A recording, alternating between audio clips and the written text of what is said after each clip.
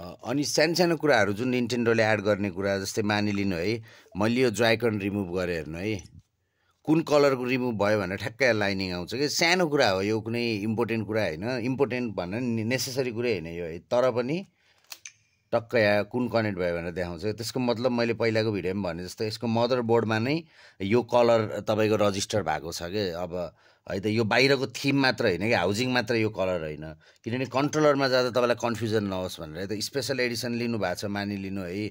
यो माथिको स्प्ल्याटुन एडिसन हो, यो माथिको स्विच।